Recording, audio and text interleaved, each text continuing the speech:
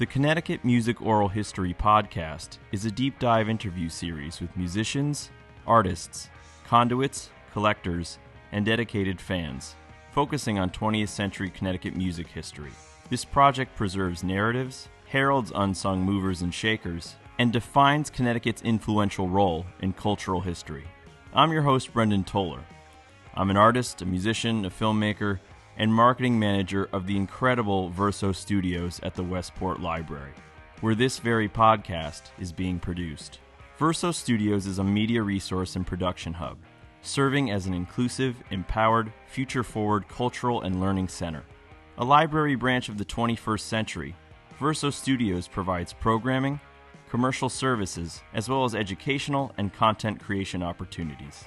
We have a state-of-the-art hybrid analog recording studio designed in part by Rob Fraboni, the same guy who built Keith Richards' home studio down the road. We record bands, artists, audiobooks, podcasts, and everything in between. We have video production suites, classes, and events. Check us out at the Verso Studios website and on social media. This month we interview hip-hop producer, promoter, and record dealer Gary of G's Records. From roller rink hip-hop shows, to house parties, to 1212 Studios with Paul C., to Jazzy Jay at Strong City, to producing tracks with Beatnuts, Afrika Bambaataa, recording with Grandmaster Flash, and selling sought-after breakbeat records to Q-Tip, Large Professor, and Questlove, Gary is an innovator and a conduit. Here's the interview. Gary, what's your first musical memory? Oh, wow. Well, let me take you back to, I had a cousin that used to babysit me, and he had a nice little system, and I guess that's my first memory of having music, of listening to him. They were like 10, 11 years older than me, and just listening to their collection when I wasn't really into music, but I was listening to them, and he would go out and buy a little setup, and his turntables and everything just looked good to me. You know what I mean? So that was my first introduction. I was probably about 7 or 8, you know. And this is 60s, 70s? When? Yeah, wow. Oh, you know, you could just... Yeah, I know. You put me out there, man. Yeah, it was in the 70s. It was in the 70s, late 70s. Late 70s. I'm not that old. I'm up there, but I'm not that old. But yeah, that was my first introduction, and then he would just, me and him would walk down and just start buying records, you know. And at that same time, hip hop was just forming with one of the first records, Fatback Band and Curtis Blow, and they were out, so that's what he was buying, and I started listening to that. So really, hip hop was kind of like the first music I listened to, even though my mother was playing stuff I heard in the car. To me, that was boring music. You know, when we were riding with Mom, she listened to boring music. This hip-hop stuff, it caught me, you know, and that's why I guess I've been listening to it for the last 40-something years. So Mom wasn't listening to James Brown then? Nah. She said she was later, but I never heard it. So most of the stuff I heard was from my cousin's collections, you know, that he had. And you grew up in Connecticut? I grew up in Connecticut. Yes, I did. And Bridgeport, Stratford area. You know, most of the times at Grandma's house, she was in Bridgeport. Mom, we lived in Stratford. So what would have been the first kind of hip-hop events that you went to or stumbled upon? Actually, it was so crazy. We lived right around the corner from the Stratford roller rink. And they brought hip-hop there. Those were with the Cold Crush Brothers, Grandmaster Flash, the Crash Crew, and our local guys. At the time, they became the Skinny Boys. They became White Flash, but at the time they were one group, and they performed there. And I was probably around 11, 12, when I started going over there. You know, couldn't stay out too late, but we would go in there. That must have shook your world. Nah, actually, I ain't gonna lie to you. Actually, no, we went over there, me and my bad groups of friends, we were going over there just to mess with little girls. You know, that was us getting out the house for the first time. You know, we 11, 12, you know, we were not teenagers. We were getting out the house, and because it was so close, we could stay till maybe 9 or 10. You know what I mean? So that was my first experience. I wasn't really, I honestly, I didn't get into the hip hop side of it, even though I knew the groups and stuff. I didn't get into the hip hop side of it to one of my friends. Raj Eller was his name. He showed me the setup at his house, and I just happened to, I guess, probably junior high. I happened to see the setup, and I said, "Hey, what are you doing over there?" He was showing me the DJ setup, and we would go over there and practice at his house after school, and bother his little brother, which is one of my best friends now. And his father used to always come in there and be like, "Hey, you guys turn that mess down. What are you guys doing?" And that was my introduction at the age of 14, where I said, you know what, I think I want to start DJing.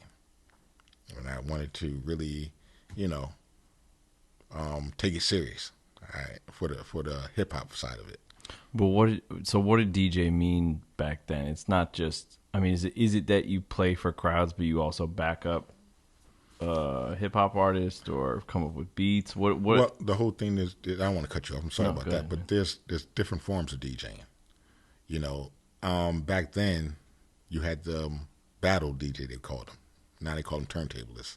But battle DJs where you would learn all the techniques of scratching, blending, quick mixing, and those type of guys, hip hop DJs, they were collecting beats, they were collecting breaks, but that was prior before us. That started with Hurt, Bambaataa, and all those guys in the 70s, the early 70s. And we just caught that bug from them.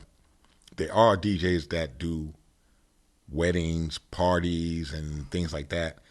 I don't consider them hip-hop DJs. They're DJs, but I don't consider them hip-hop DJs because they're not into collecting, they're not into the blending, or maybe the blending, but they're not into scratching or quick mixing.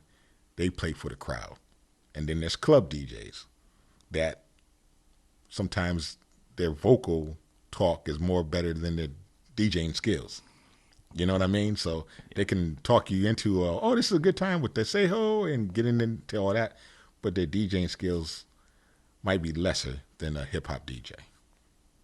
So when do you start digging? Oh, that's a good question. My story is a little bit different from a lot of guys' stories from Connecticut. Or maybe it's not. I started digging, like I said, first of all, we all raided our mother's collections, our father's collections, our aunts and uncles' collections, and I started with my aunt and uncle's collection because they did. My aunt used to have parties in her house, and like I said, my cousins was there, and I started going through their collection and started listening to all the old, like you said, James Brown, the Al Green, the P-Funk, Sly Stone, and then I said, hey, when I got with my friend Raj, we said he showed me the essence of the breakdown of a record, the drum piece, the piece that Flash and them guys were starting to cut up. And he told me about the Bob James and other things to look for, which my aunt and them didn't collect those type of music. So I started going to different little stores and looking for that. And we would go out, how we used to do it back then, called beat digging. Now they say digging in the crates, but we used to call it beat digging back then. And that's what got me starting to build my collection. But at the same time, in my area, I started seeing, going to thrift stores or people were throwing their records away. This was like mid-'80s, going into the late 80s, where people with CDs were starting to come around and people weren't too much into the vinyl anymore, So it was great for you then. It was fun. It was fun. And then at that time, through Roger, he introduced me to a couple of guys and said they needed a DJ. And they were MCs. And he said, well, you guys could practice over here once in a while, or you could practice at one of my friend's house. And that's what we did for a while until I started buying my own equipment. Because at that time, I was working, pretty decent job, and saved my money, and I started buying my own equipment. And we used to practice in my basement and go over little routines. And then we said, hey, like everybody else, let's go out and perform here. Let's go out and perform there. We used to throw our own parties because at the time we weren't able to get in the clubs. We were underage. And we used to have our own little house party here at somebody's house, a house party over at another person's house, and we would switch it up. And one of my friend's mother, she was good. She used to let us have our parties as long as we weren't drinking. You could have your party over here as many people as you want to. But she didn't know that we knew a lot of people. So some of them parties turned into maybe 200 people being in a house party, which, they can't fit in a house party. So some people are outside in the back, some people are in the front. And we got yelled at a lot of times for that. But that's how we started. And we learned how to be entrepreneurs actually through that method because we started throwing our own parties. And from there, we said, hey, let's try to make a record. Let's try to do that. And then from there, we started going to studios and paying for studio times here and there. And I don't want to jump around. I'm gonna let you ask your question. Well, yeah, I was gonna ask, so to promote these parties, was it like flyers or word of mouth? What'd you do? Yeah, we did flyers. At some of the parties were word of mouth because I used to have a crew of maybe 15 guys. My friend always jokes about it now. We were like the Connecticut Wu-Tang before them.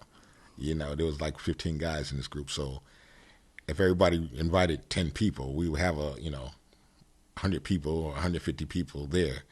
And that's enough for us at that time. We weren't trying to get 1,000 people there. So sometimes we did a few flyers and sometimes it was just word of mouth. Depends on what we were trying to do for the night. Who were the artists? Oh man, I wish I should have brought something up. One of our biggest parties we threw at that time was in 1990. It was at the Ramada Inn in Stratford. And that night was so crazy because the day before, it was January, I think 12th. I think it was even like a birthday party for myself. The day before, the temperature was like 70 degrees, and we were so happy. Like, oh my God, this is going to be a great party. The day of the party, it was a blizzard. That night, we were going to have, nobody knew about him, Fat Joe was coming through. Lord Finesse, Diamond D. And actually about maybe a month or so ago, Diamond D posted that flyer because I don't have it anymore. I wasn't the guy to save flyers. A lot of stuff I had, I used to store in my basement, and unfortunately, basement got flooded a few times. I lost the record collection. I lost a lot of memorabilia that I used to have down there. But that was one of our biggest flyers where we had other artists come on. Most of the times when we did a party, it would just be us. We weren't promoting no other artists. Just like, this is our thing, So. How would you find studios back then? Nah, I mean, studios was calling phone book. Gotcha. Things like that, phone book. But see, there's so many layers to my stories. You know what I'm saying? That's the DJ side. And when I was looking for studios, I was more or less, and that's going to go to another story of, we used to have, we were dealing with studio out of, I think it was in Fairfield, called Unicorn Studios, where the guy wasn't really vibing to what we were doing, because you got to understand the still. Well, that's what I meant, is like trying to find a studio that would actually do hip-hop and knew what you guys were trying to get and do. Yeah. That's what I mean. That's what it was. Okay, so there you go. Okay. So and that goes to my story, that is, we would go to the studios in Connecticut, and they were messing with drum machines and things like that. And we kind of said, that sound is kind of old, even though they were like, no, that's what's happening. We knew, we were listening to the street sound. It's like, no, KRS One record don't sound like that.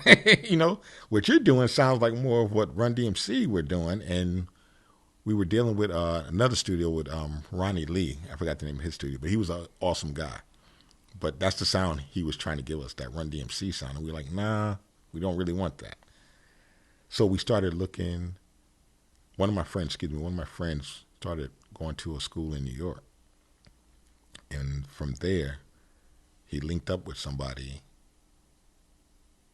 And hold on, sorry, excuse me. Let me change that around. How it actually went. One of my friends went to school in New York. My other friend went to Southern and New Haven. And there, at that time, Parrish from EPMD was going to Southern. And they linked up together. But there was also another gentleman. What was he going to Southern for? I actually don't know. I just know he was That's going. That's crazy. I never knew that. Yeah. Parrish was, well, it all tied in together. It's a funny story because it all tied in together because actually it linked into what Steezel, everybody met during that time. I didn't really know Steezel at that time, but my other friend knew of him and he knew of Parrish.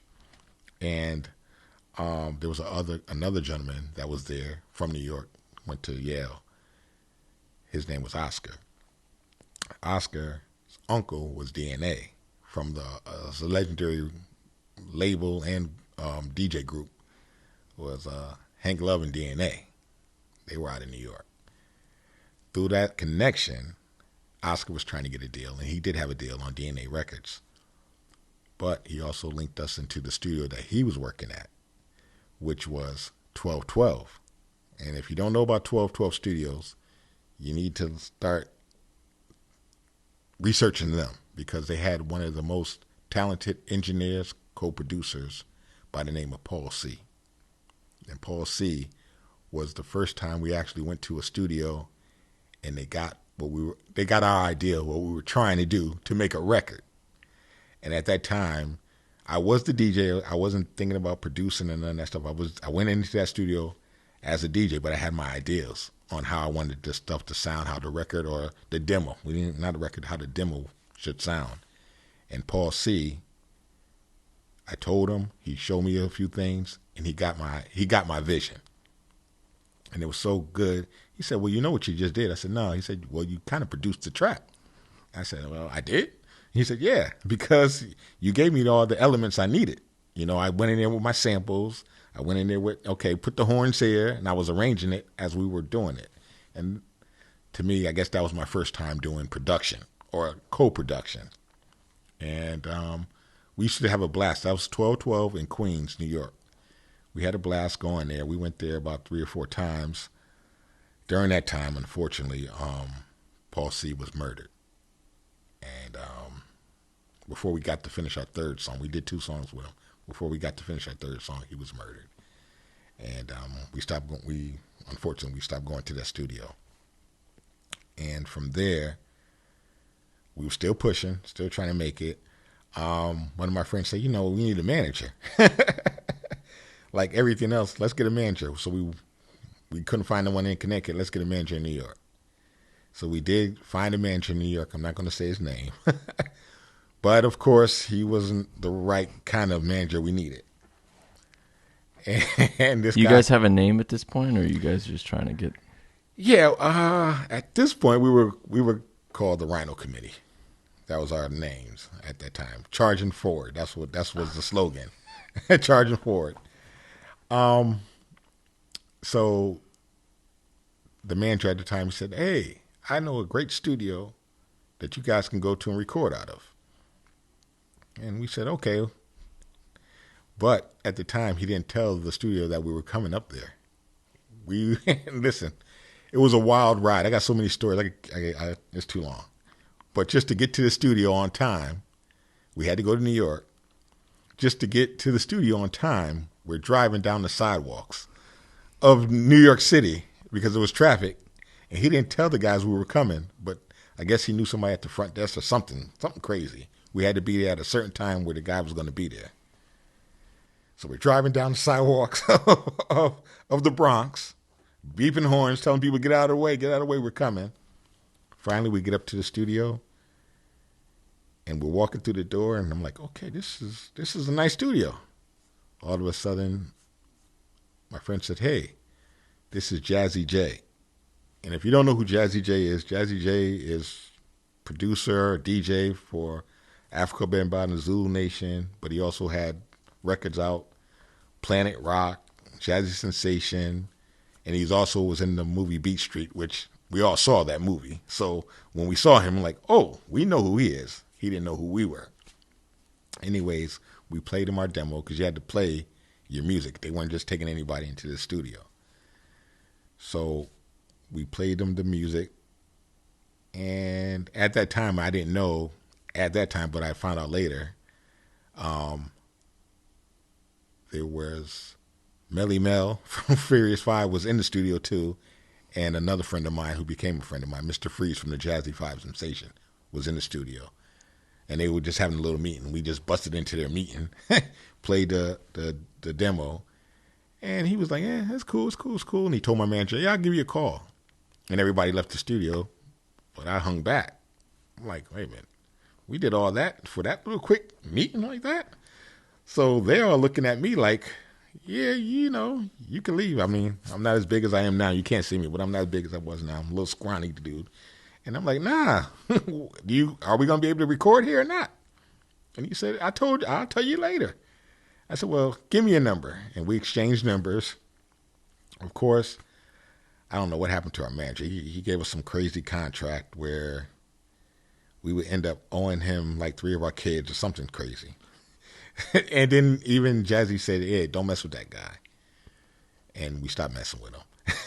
I think he went to jail or something. But anyways, called Jazzy Jay, and he said, yeah, you guys can start recording here. And we started recording at Strong City Records, Strong City Studios, Jazzy Jay Studios in 1987, 87. The summer or fall of 87, because I know it had to be hot because we were on the sidewalk beeping people out the way. So that was that time where we said, you know, we started saying, let's take this real serious. Let's start recording. And that was the birth of it all for us. Gary's wearing a Strong City shirt right now. Yeah. That's what I'm saying. Representing. I'm in here representing. So that was the birth of the Rhino Committee, you know, / one of my groups that I was dealing with at that time. So in that time, I said, you know, I wanted to really produce or try to get into the production scene a little bit more because I'm in the studio and now I'm hearing Masters of Ceremony. They were there. They were recording. There was a few other groups. Busy Bee, he was recording there, and they were working on the label. And I said, well, dang, their sounds are much better than what I'm producing here or trying to produce. So that made me go out and dig a little harder and find, you know, really starting to listen. I mean, when people say that they're looking and digging, you have to really not just go out and shop for records. I used to go up into a studio just like something similar to this and listen to records all day long for like 8 hours and just be like, hey, I like this, I like that. And I went through probably thousands of records a week. I just didn't go to record stores and be like, oh, this looks interesting. I'll buy this, or this looks interesting, and start looking it up on my phone and all that. That wasn't around back then. You know, when you went out looking, you had to really, you know, our secret was we started getting to know the producers of these albums. We started seeing what kind of instruments are being played on these albums. And fortunately, the albums weren't the price they are now. You know, most of the time you can go out there and get a nice selection of vinyl for cheap. Connecticut scene at the time. I know about Steezo. I'm missing tons. Well, I'll be honest with you. I kind of abandoned Connecticut, and I started going into New York. And I was, you know, at that time, you could do a round trip on the train for $6. So I started hanging in New York every other day. The days I wasn't working or whatever, I'm in New York. There's a song, oh my God, I think the Jungle Brothers put out, if you remember who the Jungle Brothers are, they did a promo for Red Alert. And they said, Sammy B is at Downstairs Records 7 days a week. He was, because I was there with him, you know, and we were digging and down there, and I started digging in New York for records and made a lot of contacts in New York through that. And I think our sound got a little bit better. My MCs got a little bit more recognition. And from doing that, being at Jazzy Jay Studio, one day we ran into one of the pioneers or icons of hip-hop. We ran into Afrika Bambaataa. Of course, we were going to do that eventually, run into him because it's, you know, Jazzy Jay. And he he recognized what we were doing and let us be on my groups. I had 2 groups at the time. I'm flipping all over the place. Sorry about that. But I had 2 groups. I was forming another group at that time. And he let them perform, and we were on the Time Zone album, my MCs. And I did a little co-producing on the track. That's on the Profile album, not on the Time Zone. The Zulu War Chant remix. I did, some add this, add that type of thing on that. So that was like one of the biggest records I could say, okay, my name's attached to. Are you on the credits, or are they? On one. That's good. But like everything else, the ins and outs of being young and being in the business, you're not handling your business. So there's some records that I, might have my name to it, but I didn't get the money for it, and it's what it is. I could look back on it later and be like, man, I'm mad. Or I could just say, you know what, that was an experience that I went through. When you're digging, is it, or back then, is it like a lax scene, or is it kind of competitive? It was twofold, because at that time, the New York scene wasn't developed yet. Like for the golden era of hip hop, that's what I'm saying. The Premiers was just starting out. Premier wasn't him right now. I used to hang with the Beatnuts. They're not who they were right now. They were just starting out. Q-Tip, Large Professor, the guys that are Pete Rock, the guys that are like, oh, everybody's looking at them like, oh, wow. No, they weren't known then. Like, they were known, but they weren't known for being the legends who they are now. But everybody would always trade names of titles of records. Like, hey, you ain't got this record, and you ain't got. And I started, learning new artists, learning new labels, learning this. And some of them guys, because we used to meet at this crown place called the Roosevelt Convention. That was the mecca for record digging, for producers to meet. And where was that? That was in New York City on, what was it, 44th Street or 44th, 43rd. It was out there, Roosevelt Hotel, New York City, Manhattan. Dexter used to put that show on. And, that was the sole convention. If you wanted a record, that was it. And actually, from that convention is where I started selling records. And it wasn't that I was selling records as a livelihood. I had a job, but I just had so many records that I'm like, okay, let me come down here, because these guys, I see what they were making from these producers. And I think one of my first big sale actually was when I linked up with Kid Capri, who's a friend of mine now. But like I said, he was on Def Jam Comedy a few years, during that time frame. So he was buying records off me like weekly. And I said, well, hey, I could start doing something with this. And the other part about it is, Mom was telling me I had to get rid of the records or she was going to throw them out. So I had to do something with them. So that was the birth of me saying, hey, the Roosevelt, hey. I met a couple of guys who said, hey, you should start selling. And I would go down there with 2 little cases and set up with a friend of mine. I call him my big brother now. His name is Tony. I used to set up with him. And in that process, I started learning about more records. I started learning about Golf McDermott and everybody else that people weren't never hear about because nobody was thinking about him. And Dennis Coffey Trio, and started hearing about these because the buzz around the room was these are the records everybody's looking for. And at the same time, I said, wait a minute. I see what these guys are charging in New York City. It's like they want $40 for that record, $20 for this record, $30 for that record.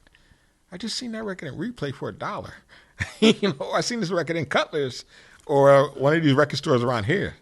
So I used to run up to these stores and I would pick up 3 and 4 copies of these records, like, oh, shoot, and shoot back down the city. Okay, here, And I was doing that for a while, and I ran across my friend of mine, Ernest.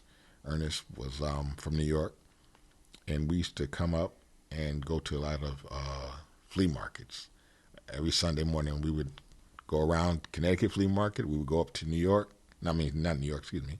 Go up to Massachusetts and come back with like maybe 4 or 5 boxes, U-Haul boxes full of records, and only spent like $100.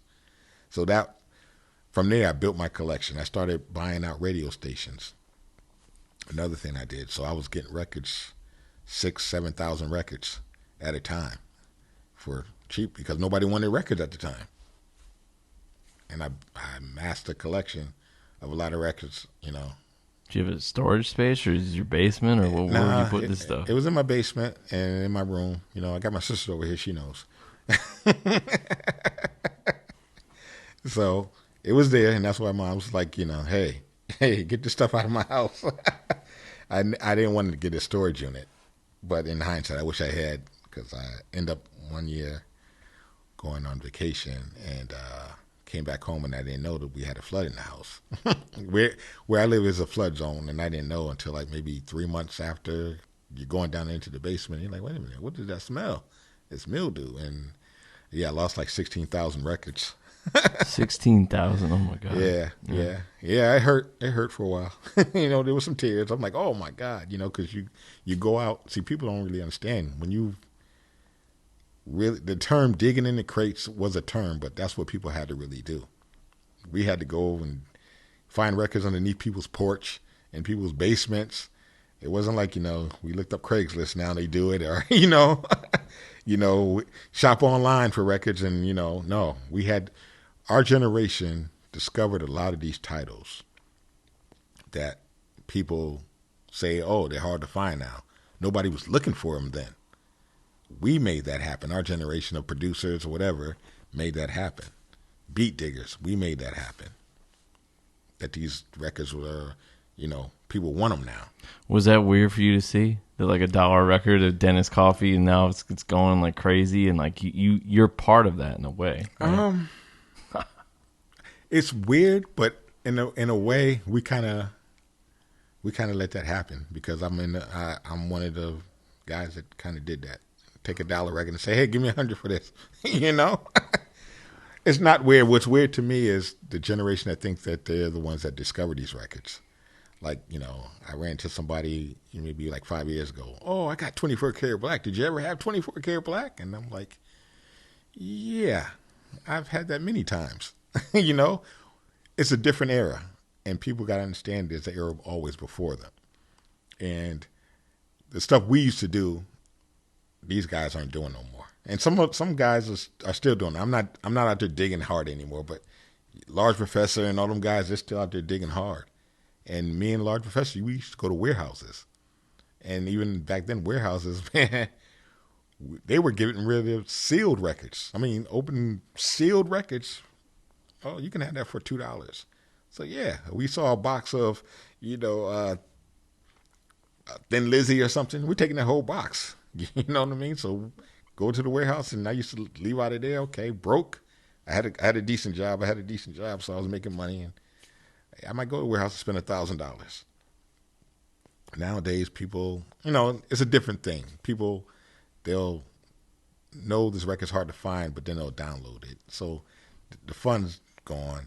And then the people that don't know what a record is, everybody's looking records up, and they'll put 500 on it just because eBay said it's worth 500. But the condition of your record's not worth $500. Mm. So the fun of it, that fun's gone for me. So then when was your arm twisted to start? You had a storefront, right, for a while? I had two. I had one in 1994. I was partners with a friend of mine in New Rochelle, and we had a store in New Rochelle off of on Center Street. That was a quick-lived thing. I think we had that for about a year, and he was getting antsy with it because he didn't understand business. It takes time for people in business to grow, So I had that for a while, and we kind of had not a falling out, but he let somebody else come in and take over the store, and that kind of like got me bitter. And then another one I had after it was in 2004, and that was in Stratford, Connecticut on Barnum Avenue. That's when I kind of gave up I want to make records dream, you know, and said, hey. Well, could we go back to that? So after the Profile record, what happened? Oh, after the Profile record, okay. So then I just started hanging out in New York, started hanging with Bambaataa and the whole Zulu Nation type of thing. Joined, everybody in our crew kind of joined Zulu Nation.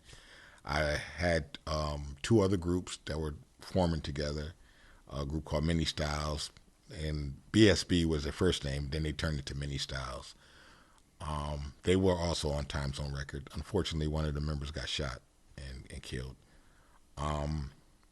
So I also, the first group that I was with kind of disbanded because one of my friends moved to North Carolina, and the other friend went to, started going to college and doing his thing. So I started messing with my other group, BSB, Mini Styles. And I could tell the professionalism, the professionalism wasn't as on point. They could have been signed to a real deal. I mean, Atlantic Records was trying to sign them. Jive Records were trying to sign them. But people got to understand, it's not just, I want to get signed. You have to be professional. And, of course, they were playing around with certain things. But I linked up with my friend DJ Fashion. He still does things. Fire Fashions. He's still doing things. But he had a group called Strictly Roots. And from there, I used to service him material, and we co-produced a few tracks. Strictly Roots, if you ever look up Beg No Friends, that was probably one of the best tracks we did, and one that made some noise. That was one featuring Fat Joe and Grand Puba. But the group was Strictly Roots. And from there, they kind of disbanded also. And one of, like I said, I was working with a second group. They were on the verge of getting signed. My friend, he ended up getting killed. They did an album dedicated to him with another group. Excuse me, I'm just throwing you groups. Yeah. They were the Connecticut Cartel. And that was probably one of the last projects I worked on.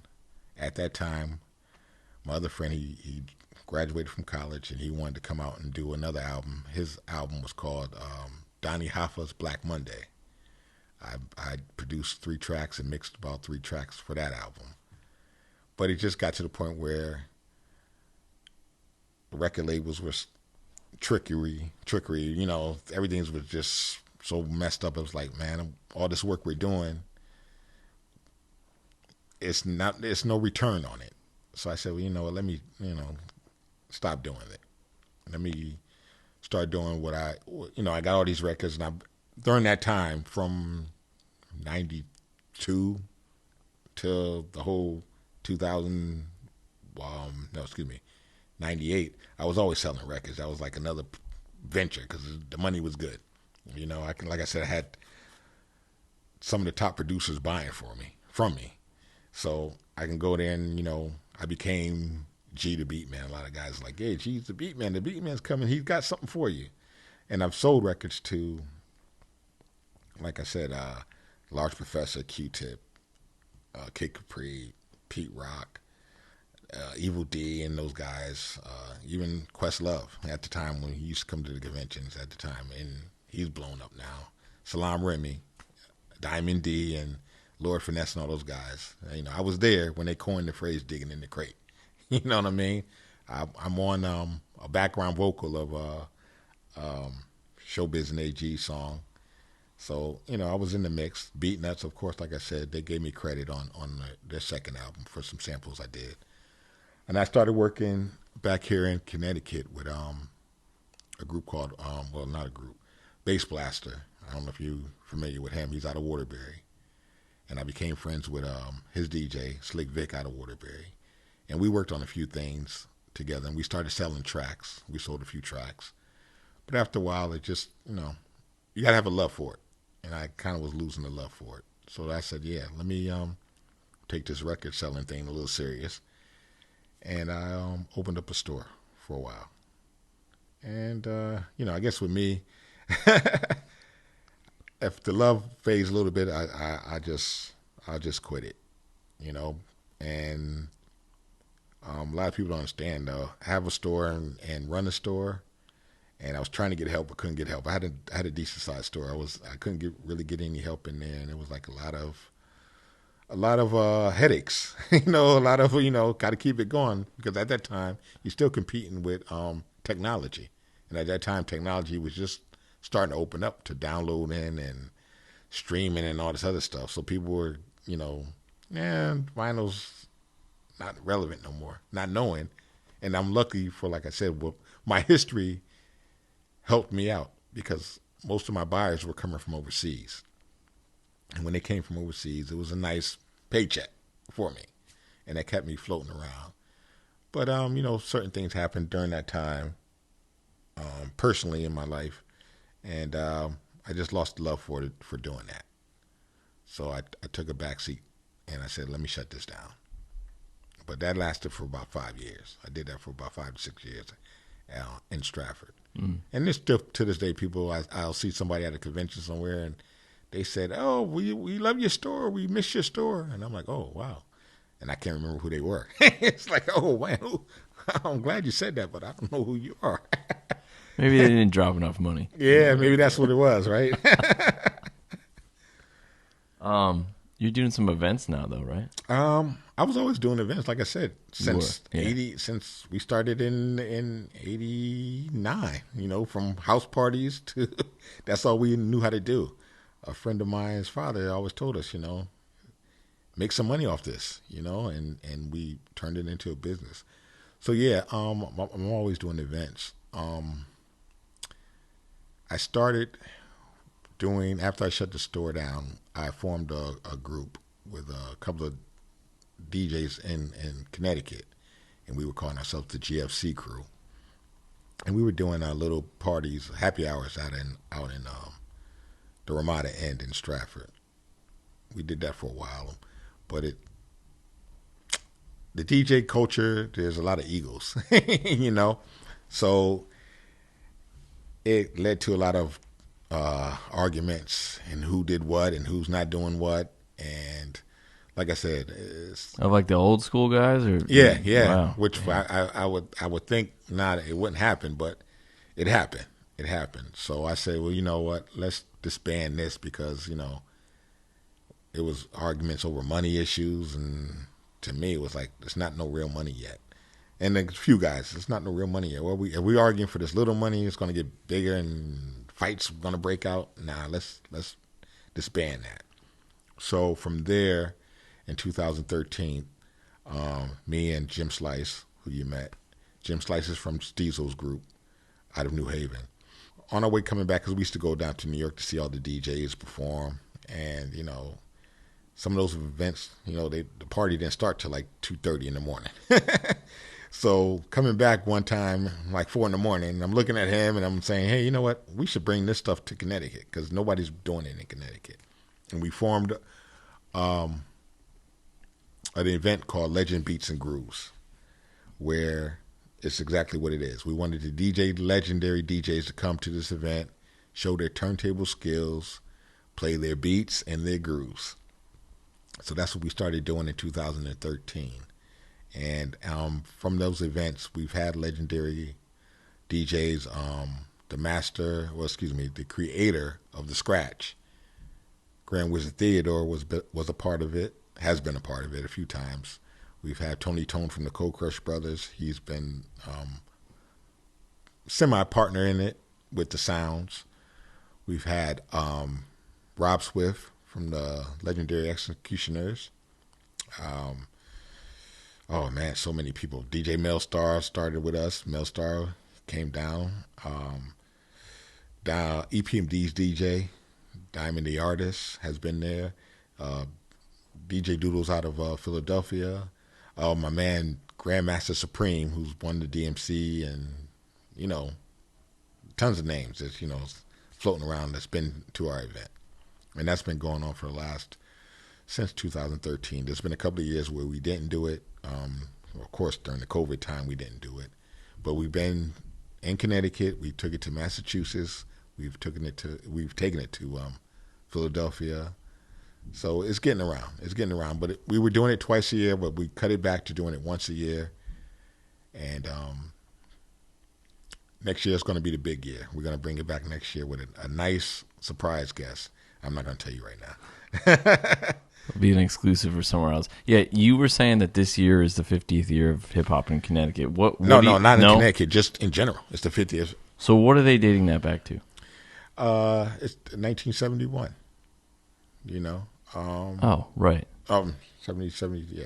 The band of Kool Herc, doing what he did at Cedar Hall. Cedar Projects, over in that area. So that's what they're basing it on. Awesome. But it is, and I mean, I'm trying to spearhead Connecticut to let's do something for Connecticut. And like I want to include yourself, if you can, you know, we talked about. We're trying. You know, let's make this official. Also, in the last 5 years, I've been doing events at the State House in New Haven. Carlos and them has been letting me bring real hip hop there, like I've been wanting to do. At first, they were kind of hesitant, saying, "Hey, maybe the old school. I don't know." But I brought them there. I've had Edo G. I've had Edo G and the Bulldogs. I'm throwing these names out there, so I want you guys to do your research on these people if you don't know, because they've made classic songs. I've had CL Smooth there. I've had Brand Nubians was there. Master Ace has been there. Dinkle D from Leaders of the New School. They did my birthday party. Oh, wow. Oh, there's some, my mind's, so much on my mind right now. There's probably some people I'm forgetting that I've had there. I'm sorry. That's all right. You and Jim are really big on history. History and making history. That's what we got to do. You got to do. We can't just live in the past. We got to start. We're doing things now. You got to be a pioneer of something, and let's make some things happen. So, yeah. I mean, his story is different from my story. We linked up. I mean, he could come in here and tell his story, and it's a good thing. I want to have him in here. Yeah. Oh yeah. Feel better, Jim. He's a little sick. Feel better. Oh man. Yeah. But there's a lot of history in Connecticut for us hip hop. I mean, like a round table of people one day. We're gonna do a round table. We're gonna get all the pioneers in here. Right now, actually, we're working on something for September 25th for a pioneer of Connecticut DJs, Cutmaster Joey D. Cutmaster Joey D he's battling cancer right now. So we're working on something at Chasmo's in New Haven, the 25th. If you could come out, donate something. And we're also doing it October 1st at the State House. We're going to be there with some performances. Dulio's supposed to perform that night. And we're going to have legendary Billy Bush, Terrible T from Stanford, and Tony Tone from the Cold Crush Brothers are going to be on the turntables, giving you a set. And also a couple of more surprise guests.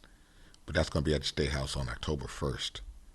And then there's another one planned. So we're doing a fundraiser for Joey D, Cutmaster Joey D, and his family to help him ease the burden on him for these bills he's accumulating. And I'm praying that he get better. It's a battle he's fighting. You gotta get me those flyers. Well, it's going to be on social media. We're not. That's great. Yeah, we're doing it on social media. So if you're my friend on social media, you see it. Yeah, I'll see it. What would you say to somebody who's young who wants to get into hip hop? I don't think somebody that's young knows what hip hop is. It's a time that is kind of elapsed. What's being done now is different forms of rap music. It's not hip hop. There might be elements of hip hop in a lot of stuff, and I'm not one of the pioneers. I get somebody here to tell you the pioneer stuff. I'm not a pioneer of this. I came in through the golden era, but I've studied. Like I said, fortunately, I've been able to become friends with Afrika Bambaataa, Grandmaster Flash, Kool Herc, and those guys who everyone considered the fathers of hip hop. So talking with them and learning from them I can speak a little bit on it. They don't have the essence wasn't. And I just finished having this conversation. The essence of real hip hop was never passed down. Most people in the 90s from outside of New York that learned about hip hop learned it through the TV, i.e. MTV or BET or whatever they could see, or American Bandstand, Soul Train, whatever they saw hip hop at, Grammy shows or whatever. They never went down to the essence, to the parks, to the small clubs to see it. So what's going on with the younger generation is they're just mimicking what they see. It's a form of hip hop, but it's not hip hop. And I say true culture now. I use the term true culture, and that's what I try to do at my events. I don't care if there's 10 people there, if there's 100 people there, if there's 1,000 people there. Once you leave my event, you're gonna say, "Oh wow, I experienced something." You know, we just did something in Waterbury this last weekend. Had maybe 2,000 people out there, and when grown men, said, "Hey man, this is something I never experienced. And that's what it is. It's not going in there flashing your money, flashing the prettiest girl, flashing your material things. No, grab a mic, grab your turntables, and do the essence. That's hip hop. All the rest of the stuff is fraudulent. That's what, to me, in my own opinion, I'm saying it. Yeah, man. Hope I answered your question. No, that answered it. Is there anything else that are we leaving any parts out? We probably are, man. It's a good time. I'm glad you invited me, but it's like a hectic time. I got so many things. Oh yeah, you left this out. Planning the record show also November 20th. Anybody that's has old vinyl they want to get rid of, or want to come down to the record show, November 20th, creative venue, 40 Logan Street, Bridgeport, Connecticut, off of exit 30, off 95. So I'm working on that. Just a lot of things. I'm probably gonna leave here and be like, "Dang, I should have told him this," or "Dang, I should have told him that." You could text me and I'll put it in the social media post. Yeah. Definitely. All right, so you're working on a lot right now. I'm trying to. Hey, listen. Unfortunately, I've had a lot of friends that passed. This before COVID. A lot of friends passed during COVID, but a lot of friends that passed. And yeah, man, you gotta try to live your passion. Live your passion right now, because you never know. So, when I'm gone, people are gonna say, "Hey, this is what he was about." If you living and nobody know what you're about, you ain't living. All right. We might have to do a part 2 to this. We should. We'll have you back. I know I'm forgetting so much stuff, because I didn't even get into the Grandmaster Flash when we used to record with Grandmaster Flash and all this other stuff. Well, let's hear that. Yeah. Let's end with that. It's just so crazy. It's like, wow. That's all right. Here we go. I guess the moral of the story is be persistent. Here it was. I was in a record store in New York City. Like I said, I used to go to all the different record stores. And I'm there, and in comes Flash. And he's asking the record store owner about a record. And the record store owner said, "Hey, I don't got that record. I don't know where I could get that record." And I just happened to look up. I said, "Wait a minute. Hey, you're Grandmaster Flash, right?" He said, "Yeah, I'm Grandmaster Flash." I said, "Oh, I got that record." He said, "You do?" He said, "Yeah." I said, "Yeah, I'm looking for that." He said, "Well, I need that." But I forgot to tell him I lived in Connecticut. I didn't have the record on me. So he thought I lived in the Bronx or something like that. I said, "Nah, I'll give you the record. I'll go back and I'll give it to you in a couple of days." He said, "Oh, all right. So I went to deliver him the record at his studio. So at that time, he's like, "Hey, what do you do?" I said, "Oh, I got a group." Bam, here's my tape. You know how that, back in the days, that's how we had to do it. So I let him hear the tape once again. Hey, I like this sound. You guys want to start recording? And we started recording at Grandmaster Flash's studio, which was kind of the craziest hookup that he had. It wasn't like a 24 board and none of that stuff. He had this equalizer set up and everything. It was like one of the best sounds. Let me just say that. So we did a couple of songs with him. And at the time, actually, he was trying to get us on Uptown. We did one song where my keyboardist, he's a singer. He did some singing. And they wanted us to go that route. I guess it was at the same time with Father MC and that stuff. But we were like, nah, we didn't want to be like that. And like I said, in hindsight, we might have blew a couple of our own blessings by being stubborn and we don't want to do this and we don't want to do that. A blessing's a blessing, But yeah, recording with Flash was something else. It was it was a good time, but it was a trying time also. But we learned so much, and you learn from being around people that actually started that craft or had a part in starting that craft, and just to learn some of the struggles they went through, because they went through some struggles also. We're doing this probably where I was in the early 90s then at that time when I started working with him, and hip hop was getting ready to flourish. MTV had just boomed up. You had the Fresh Prince, you had the Queen Latifah. Everybody was starting to make movies, and that wasn't the rough time. The rough times was in the mid 70s, late 70s, trying to get a deal, and those guys got jerked around. Yeah, man. So, yeah, man. I mean, this is great. We got to do it again. Yeah. I'm leaving out so much. I'm leaving out so much. We'll have you back. We'll have you back. I'm leaving out so much. We'll have a part 2. Yeah, because wow. I told you I worked with Bam. My engineers at the time was Skeff Anselm at Jazzy Jay Studio. I'm leaving that part out. He became one of the most well-known engineers out there at the time too, from being with Tribe Called Quest and Fife shouting them out. There's so much I'm leaving out, but hey, it's only got an hour in the day. That's right. Yeah, that's what we did. Yeah. All right, thanks, Gary. I appreciate it.